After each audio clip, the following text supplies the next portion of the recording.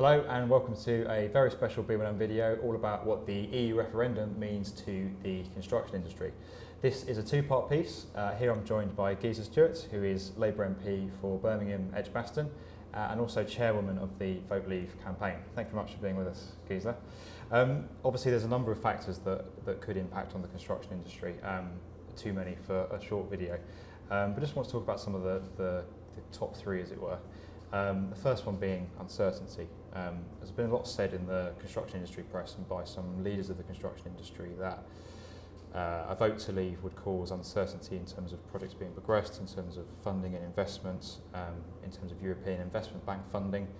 And when you read those sort of things, it just feels like a no-brainer that our industry should stay in. Is that the case? Well, if it was so absolutely horrendously awful to vote leave, you have to ask yourself, why did the British Prime Minister, who presumably has got the best interests of the country at heart, even until this Christmas said, we'd be perfectly right to be outside the EU. We are a big country, we're a successful economy. Secondly, he called this referendum because he thought it would get him over a difficulty with the Conservative Party. So I'm being very charitable and assume that the Prime Minister, when he said that we'd be perfectly right outside before Christmas, he meant it. And second, that he wouldn't dream of putting the future of this country at risk just to save his own political party. Now, this isn't about any particular industry. It's actually about the nature of democracy, how we are governed and how we make decisions. Now, yes, there will be a period of uncertainty, but so is when you have a general election. Every time you call a general election, the markets kind of say, do we know who's going to win? What's the next thing?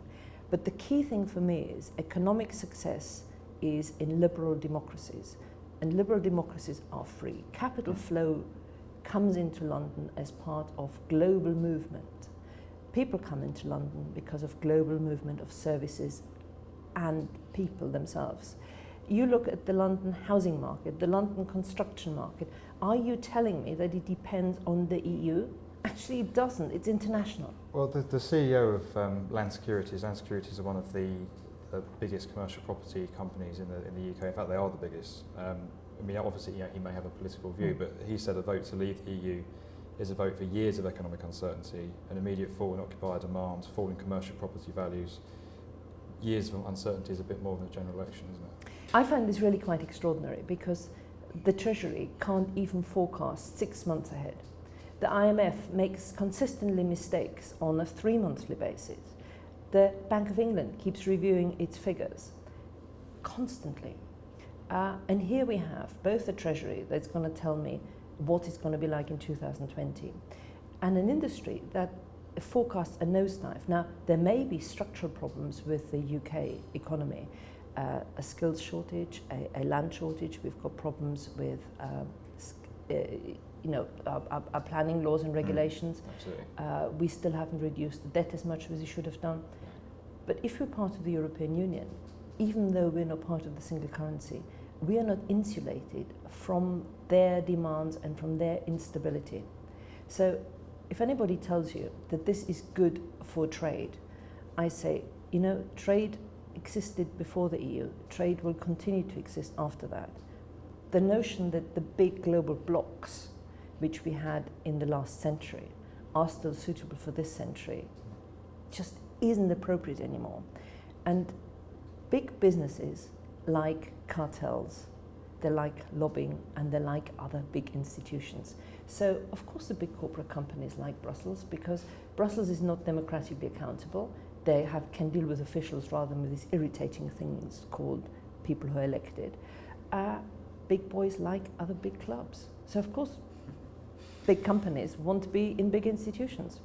Let's talk about a topic that's probably a little bit closer to the construction industry, and that's material imports and exports.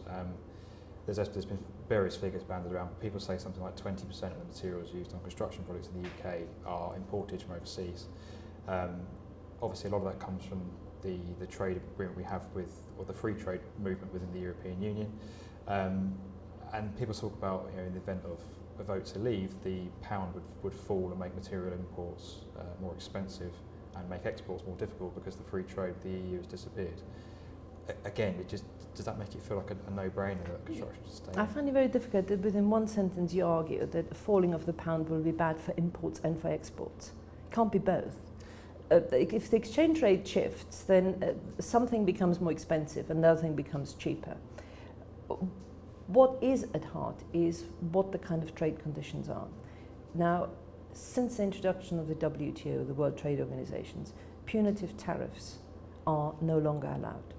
So there's no this theory which goes around that if you were to leave, then the EU would impose these massive tariffs on us. Actually, they couldn't. The WTO wouldn't allow them now. The second thing is your construction industry, which will have significant parts of both the buildings it does are within the UK, it sources within the UK, but nevertheless it is bound by EU-wide rules. It may be liberated by some rules which are more appropriate for the UK. And the rest of the trade, trade is based on where you get the best quality at the most appropriate price, whether that's an EU supplier or not an EU supplier. But I just want to make one observation to you when they go on and say, if we leave, are we going to be like Norway? Are we going to be like Switzerland? I just wonder, how big do you have to be to have a trade deal that is different from any other that exists at the moment? We are the 5th largest economy in the world. We've got the 5th largest defense budget. We are the 6th largest manufacturer in the world.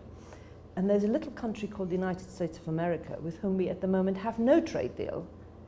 And we are their largest European investor. And they are our largest overseas investor. So these things happen because you have a good product to offer. Let's turn now to talk about labour, because construction historically has had skills and labour shortages, and something we've really struggled with. I think the former Deputy Mayor of London said or claims that something like 50% of the workforce on construction sites are currently EU nationals. They come from the EU.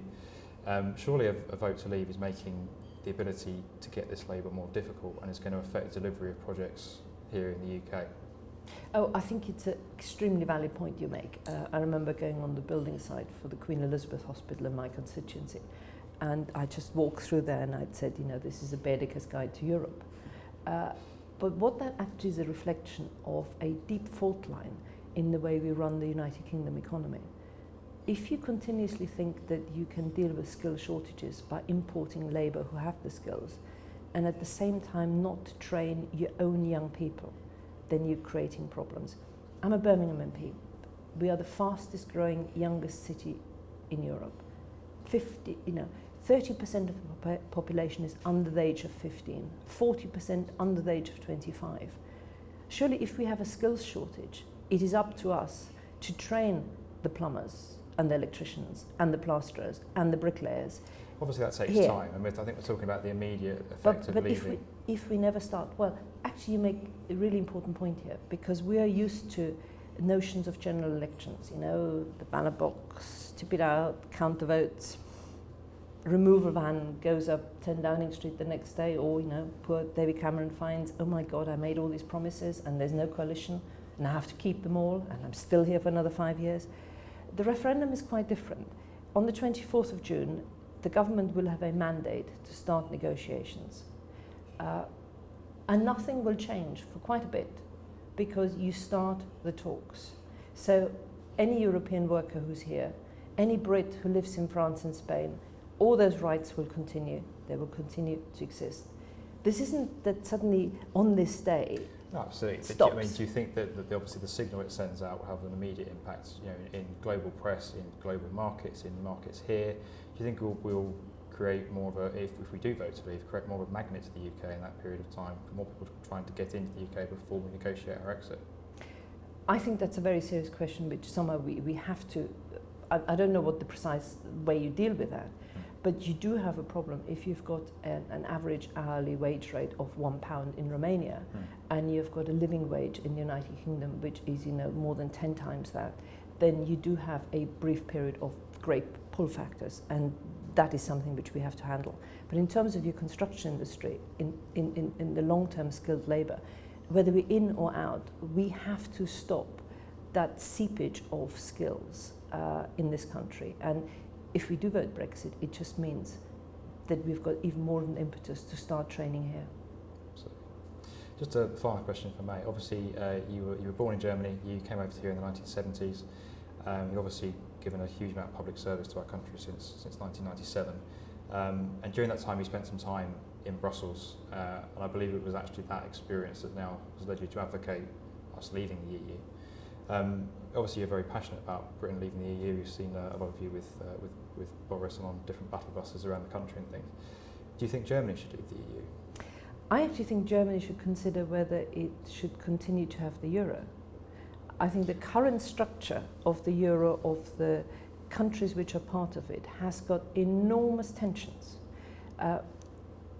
Germany is so dominant, and its economic success is based on export.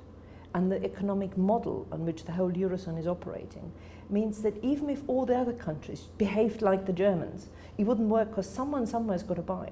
I mean, economics is one thing, but obviously they're facing a lot of the same issues we are, I mean, particularly in immigration. You, as someone who's so passionate about Britain leaving, do you think Germany should leave the European Union? No, I think you have to go back to why the European Union was created. It was that you had a 100-year period of Germany and France going to war with most horrendous consequences. For those mainland countries, it is in their national interest to have structures which will prevent that ever happening again. So the mainland construction industry should stay in the EU, but British construction industry should leave the EU? I think the mainland, who's within the single currency, that is a unit. The problem, the dividing line between member states came with the creation of the euro. That was the moment when you either required, all of us, deeper political integration, because you can't have a single currency without a finance ministry, without a central bank that is the lender of last resort. So for the euro countries, they need to deeply integrate and become a country called Europe. We, since 1994, said we will not be part of the passport-free travel area, and we said Schengen, and we will not be part of the euro. So that means we are sidelined. And as you've got new countries coming in, it will be increasingly, at the moment there are only two countries who've got an opt-out. It's us and Denmark. And you know, the Danes aren't big enough to stand up on their own if all of them are in there. So at the moment, we're heading towards 27 plus 1, and it probably could be 31 plus 1. What do you think is going to happen to the United Kingdom?